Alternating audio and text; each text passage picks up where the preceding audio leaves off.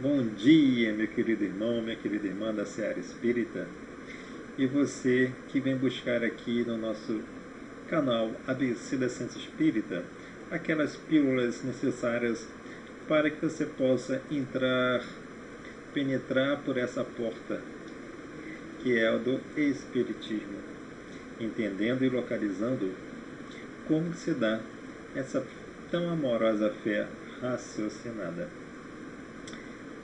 Não se espante se alguns dos conceitos se lhe parecerem tão dificultosos, porque é um pequeno caminhar, é uma pequena trilha. Amanhã seu entendimento se ampliará. E é por isso que nós pedimos a todos vocês que possam, após assistir o vídeo do nosso canal, que possam aí dar a sua contribuição na forma de uma curtida e, sobretudo, possam também divulgar, compartilhando para um amigo, para uma amiga, para um parente, para que possamos nós juntos refletir sobre a ciência espírita. Muito longe de encerrar-se aqui todo o conhecimento, nós estamos apenas cooperando. E é com esse sentido de cooperar que nós abrimos a lição do livro Caminho, Verdade e Vida, obra psicografada por Francisco Cândido Xavier, ditada pelo seu amado mentor espiritual, Espírito Emmanuel. A lição 39, entra e coopera. E ele, tremendo e atônito, disse: Senhor, que queres que eu faça? Respondeu-lhe o Senhor: levanta-te e entra na cidade, e lá te será dito o que te convém fazer. Atos, capítulo 9, versículo 6. E diz Emmanuel: esta particularidade dos Atos dos Apóstolos reveste-se de grande beleza para os que desejam compreensão do serviço com o Cristo. Seu mestre aparecera ao rabino apaixonado de Jerusalém, no esplendor da luz divina e imortal, se lhe dirigira palavras diretas e inolvidáveis ao coração, porque não terminou o esclarecimento, recomendando-lhe, em vez disso, entrar em Damasco a fim de ouvir o que lhe convinha saber. É que a lei da cooperação entre os homens é o grande e generoso princípio com o qual Jesus segue de perto a humanidade inteira pelos canais da inspiração.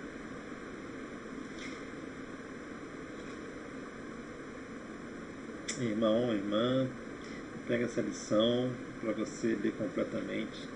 Mas a lição vem nos dizer, nos alertar que quando Paulo de Tarso se defrontou com a figura de Jesus e ele, prostrado, perguntou: que queres que eu faça? E Jesus apenas lhe ouvidou, lhe mostrou que deveria seguir, entrar em Damasco, e lá encontraria um servo, Ananias, que o mostraria o que fazer. Então, como diz Emmanuel aqui, estabelece Jesus os princípios fundamentais da cooperação. Muitos de nós estamos assim, esperando, queremos sair desse planeta, queremos ir logo lá para os braços de Jesus, queremos ir alcançar a espiritualidade maior, queremos ter esses contatos com a espiritualidade maior, mas o que fazemos aqui na Terra? Como cooperamos com Cristo para a elevação de nós mesmos e a elevação da sua obra aqui na Terra? É isso que Jesus vem nos pedir, que possamos ser um cooperador da sua boa nova.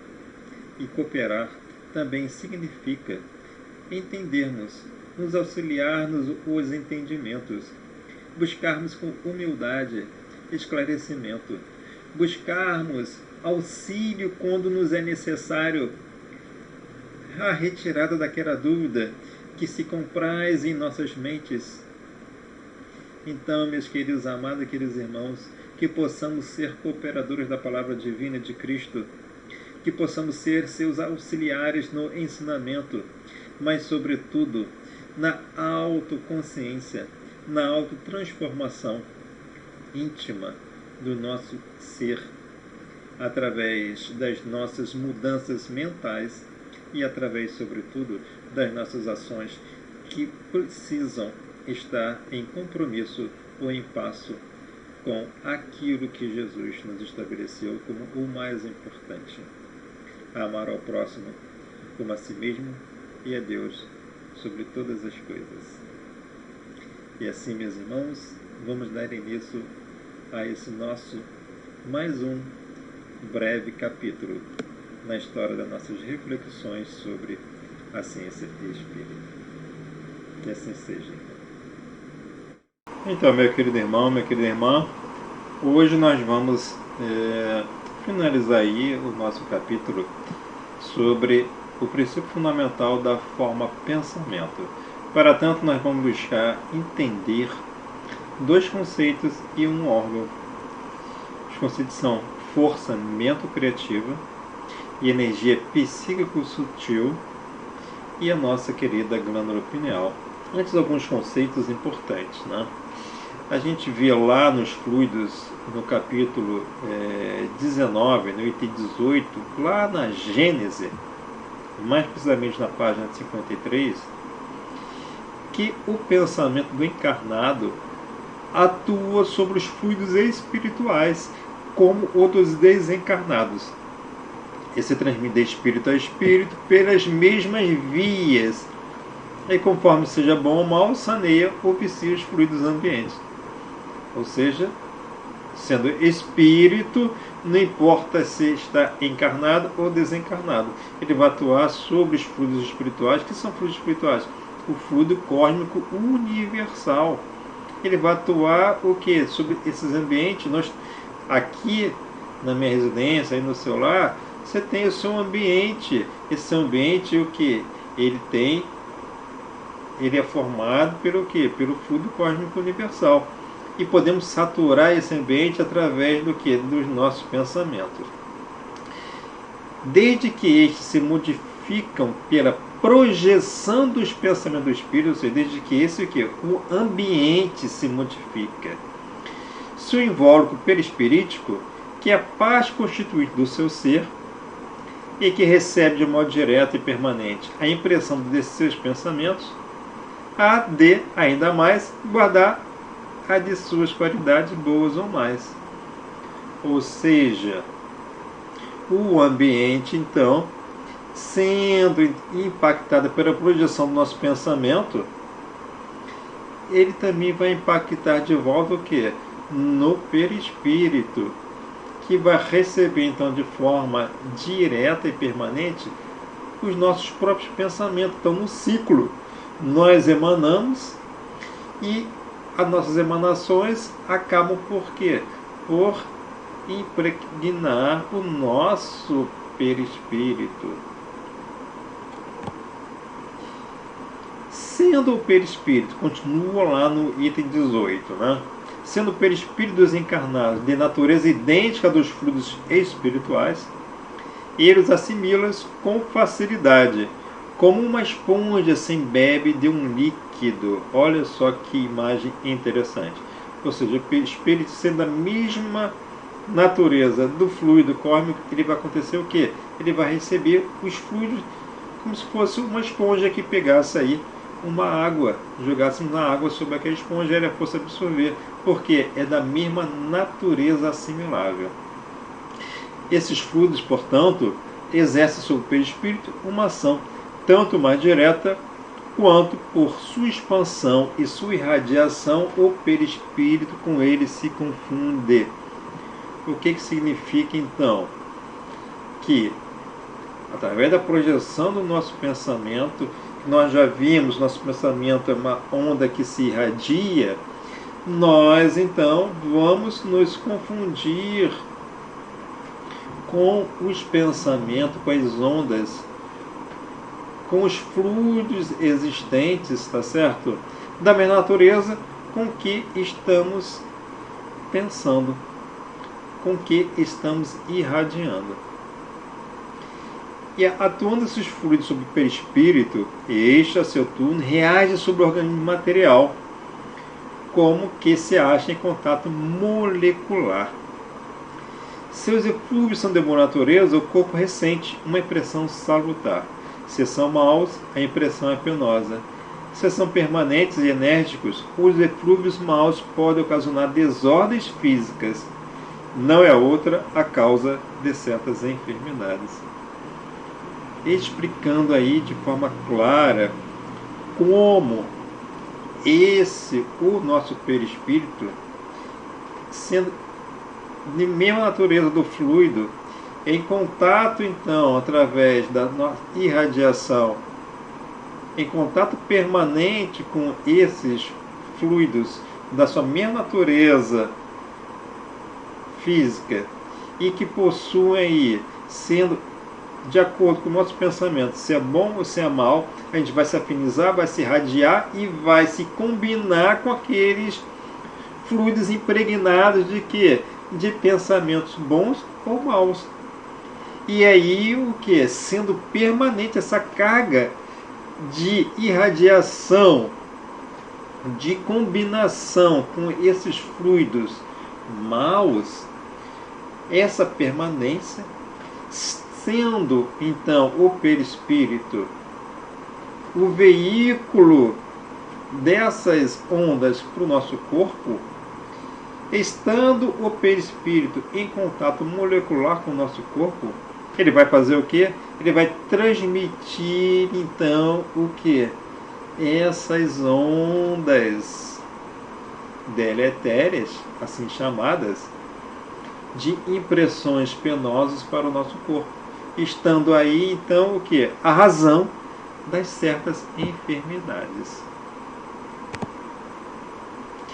E aí vem André Luiz, né, no livro Missionário da Luz, em 1943, no capítulo sobre desenvolvimento mediúnico, lá nas páginas 19, 20, 22, 23, dizendo que existe uma energia psíquica.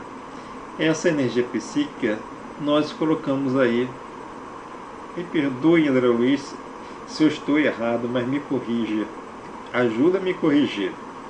Mas uma energia psíquica sutil. Por que colocamos essa palavra sutil? Para explicitar bem que a sua fonte é uma fonte espiritual. É uma energia psíquica que vem do espírito, por isso sutil. Agora, essa energia é produzida pela glândula pineal, chamada por ele, então, a glândula da vida mental, responsável pelo crescimento mental do homem e do enriquecimento dos valores da alma. E por isso também pode ser chamada de a glândula da vida espiritual do homem. Essa glândula, cabe aqui lembrarmos que em cerca de 1640, por René Descartes visualizou essa glândula e estabeleceu sobre ela um conceito de que ela deveria ser a sede da alma. Olha a visão majestosa de René Descartes. Foi um grande matemático e filósofo. E é importante aqui dizer o quê? Que existe então uma energia psíquica sutil produzida pela glândula pineal. Essa energia psíquica sutil é quintessenciada pelas práticas purificadas do ser, por seu sentimento de gratidão, prática e colaboração com o bem.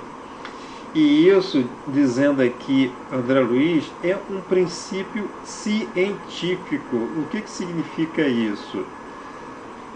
Significa que está claro que ao irradiarmos um pensamento e esse pensamento se confundir, se combinar com pensamentos do mesma sintonia e sendo eles, né, de natureza elevada, essa energia, então, ela vai, psíquica, que é produzida pela glândula pineal, cada vez mais ela vai ser quintessenciada e também através do que? Pelas nossas próprias práticas do bem, pelas próprias nossas sentimentos, pelos nossos sentimentos, como dizer, de quê? De gratidão, pelo nosso sentimento de colaboração com o bem, como diz a primeira lição lá de Emmanuel, explicitando como Jesus exorta Paulo a colaborar com o bem, a cooperar com a obra dele. Então, pedindo mais nada a Paulo, vai, se entenda com Ananias e coopera, age para a cooperação pelo estabelecimento da minha palavra aqui na terra. É isso que Jesus quer. Então, através dessas nossas ações combinadas com o quê? Com a nossa transformação íntima, com a nossa execução dos nossos trabalhos, com a qualidade que nós determinamos no nosso trabalho, ao nosso convívio familiar, ao nosso convívio religioso, em todas as nossas esferas da vida, a qualidade com que nós colocamos a nossa existência com a prática e o domínio do bem, nós iremos o quê? Quintessenciando a nossa energia psíquica e, portanto, promovendo o que? Um equilíbrio no nosso organismo. E ao contrário, o que acontece?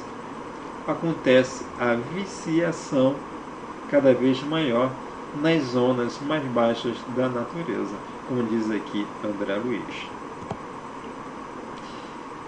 E vem explicando ele, então, vocês estão vendo aí a figura? Aqui está a glândula pineal encerrada aqui no centro do nosso cérebro, né? E diz André Luiz que a glândula pineal é um órgão de expressão elevada do corpo etéreo. A glândula pineal é ligada à mente através de princípios eletromagnéticos do campo vital. O campo vital é esse? O nosso perispírito. Ela preside aos fenômenos nervosos da emotividade. Que interessante, né? Então, a glândula pineal, ela preside o quê? Valores emotivos. E as redes nervosas constituem os fios telegráficos para ordens imediatas a todos os departamentos celulares.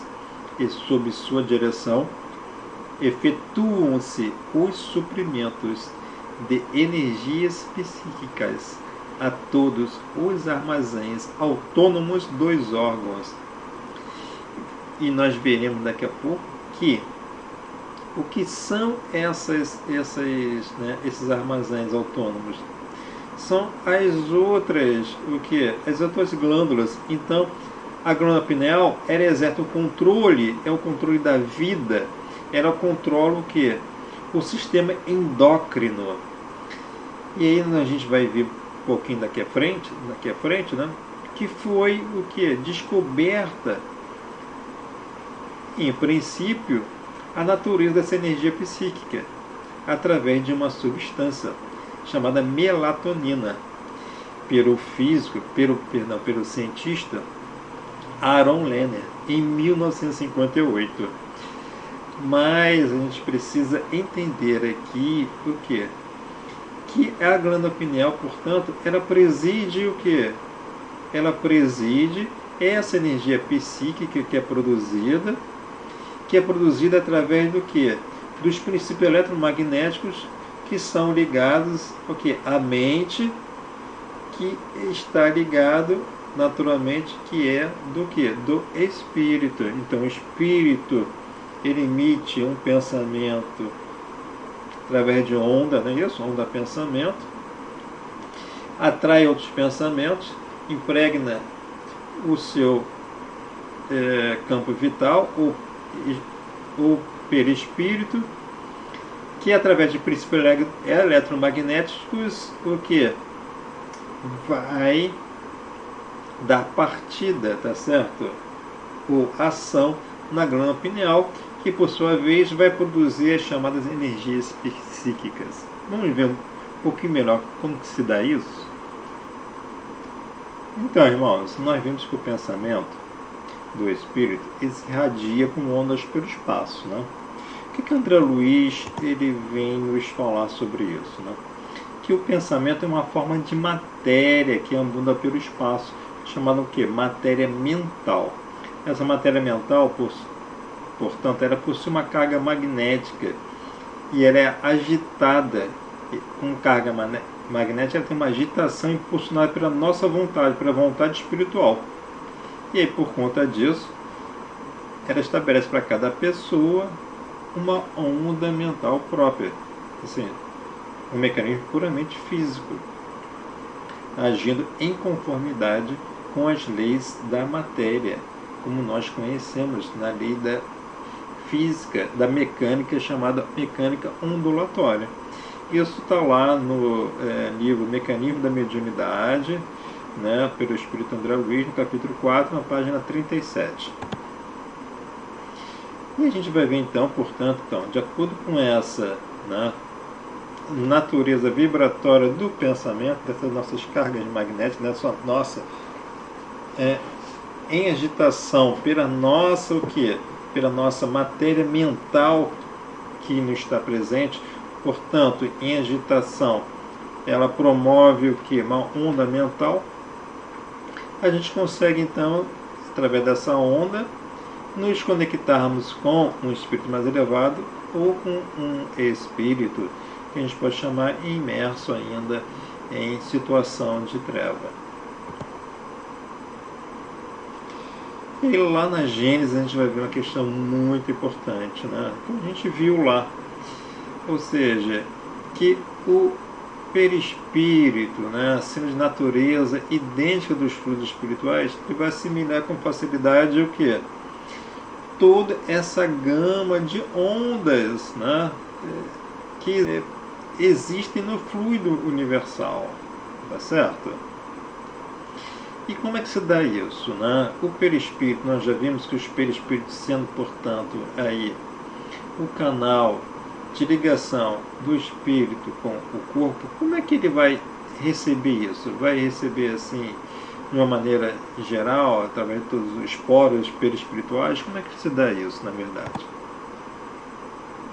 Ele se dá através do que? Da pineal. Aí o papel da pineal. O perispírito, ele não vai captar pelos seus poros perispirituais, vai captar pela glândula pineal.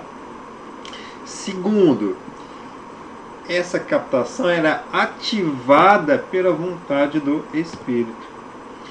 Então, como é que se explica isso? Aqui está o espírito, né? Essa estrela aí pulsante, né? Amarela.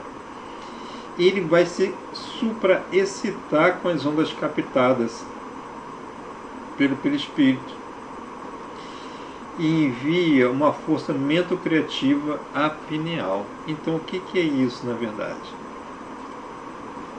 O espírito, né? O perispírito, sendo o quê? Sendo da mesma natureza, como nós já vimos, né? Do fluido cósmico universal, ele vai receber o quê? Ele vai receber o quê? Aquelas emanações, aquelas ondas. E vai passar para o quê? Para a glândula pineal, sendo enviado pelo espírito uma força o quê? Mentocriativa. Então o espírito, a vontade do espírito, impulsiona uma força mentocriativa para a pineal, para ela produzir o quê? Para produzir aquela energia psíquica. Isso está lá então no Mecanismo da Mediunidade, no livro, né? Capítulo 9, na página 63. E o que vai acontecer? A glândula pineal então vai converter, tá certo? Essa onda que ela recebeu em estímulos neuroquímicos, a chamada energia psíquica sutil. Esses estímulos, então, eles vão seguir por onde? Eles vão seguir pela nossa rede neural, vão atuar no sistema endócrino, equilibrando ou desequilibrando os nossos centros vitais. É importante dizer, então, que essa, entre aspas, energia psíquica, e que nós acrescentamos psíquica sutil, aí, essa palavra sutil, ela foi descoberta e nomeada como melatonina, como nós dissemos, em 1958, por Aaron Lerner. Mas sendo, portanto, uma substância, um hormônio, nos levou a questionar, a pensar, a refletir a nossa pequena humildade, de entendimento, que se essa melatonina produzida, tá certo? Ela receberia, portanto, uma carga magnética do perispírito, adquirindo uma informação binária. Porque como é que se daria, então, essa aquisição de uma onda, Como é que se daria essa informação de uma onda negativa, ou seja, de um ser em trevas, e uma onda espiritualizada ou salutar? Então ela receberia uma carga magnética, a melatonina, e aí ela adquire uma informação binária, ou seja, seria par ou zero para uma informação de equilíbrio, uma energia salutar, uma onda salutar, e seria ímpar para desequilíbrio. Essa informação binária, então, os outros órgãos receberiam, então, essa melatonina com essa informação binária, com essa carga magnética, acionaria, então, um equilíbrio, maior bem-estar, um desequilíbrio. Estaria aí a razão de como se dá de fato essa energia psíquica sutil no nosso organismo. E aí a gente entende e busca lá novamente, em André Luiz, no Mecanismo da Mediunidade, no livro, lá no capítulo 4, na página 40, que esse mundo em que se organizam, essas afinidades ondulatórias, então, afinidades ondulatórias de quê? De cargas magnéticas salutares ou edificantes e cargas magnéticas desequilibradas, de baixa, viciosas, de baixa energia vibratória. Então, esse conjunto, então, de afinidades ondulatórias, ou seja, de matérias mentais dispersas nessas formas de ondas, por encarnados e por desencarnados, compõe, segundo então André Luiz, a chamada forma pensamento, na qual então cada espírito, encarnado ou desencarnado, ele vai se nutrir com as imagens, tá certo? Que ele vai se sintonizar. Então é assim, meus queridos irmãos, que nós vamos vivenciar, vamos viver, ou seja, vamos criar um campo existencial mental, e esse campo existencial mental ele vai se nutrir das formas pensamentos existentes no universo, que são provocadas por aquelas ondas mentais. E aí o que acontece?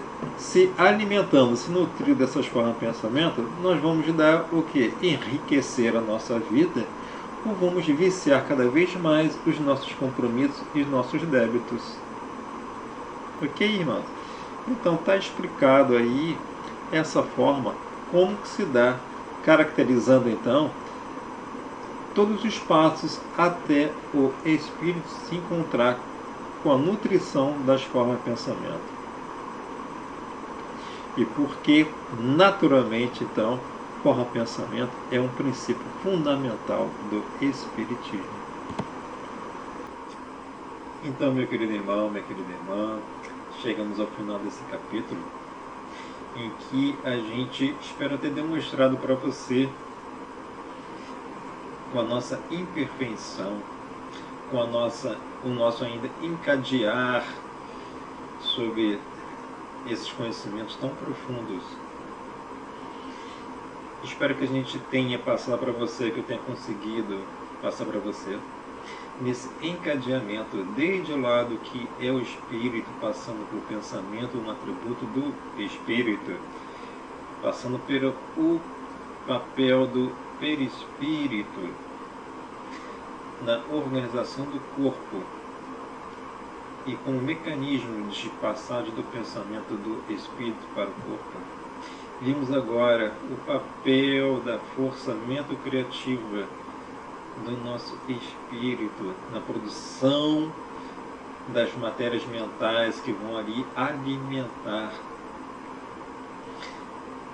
um conjunto de ondas, né? Ondas magnéticas imersas com aquelas energias psíquicas sutis do ser, sendo elas positivas ou negativas, e das quais vão formar então aí um mundo da forma pensamento.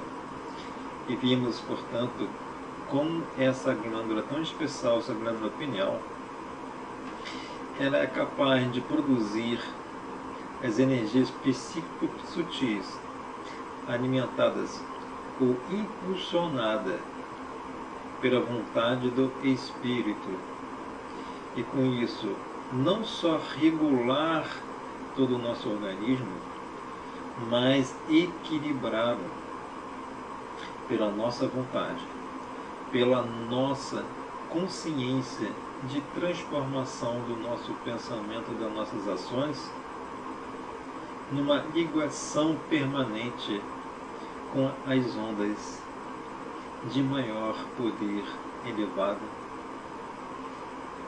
de cargas elevadas, cargas magnéticas elevadas. Meu querido amigo, meu querido amigo, é com muita alegria então que a gente fecha esse capítulo, e convidando a você a novamente a poder dar aí a sua crítica, a sua dúvida. Para a gente tem o mesmo valor, tem o mesmo sentido. É para nos engrandecer, é para nos crescer, é para nos fazer progredir.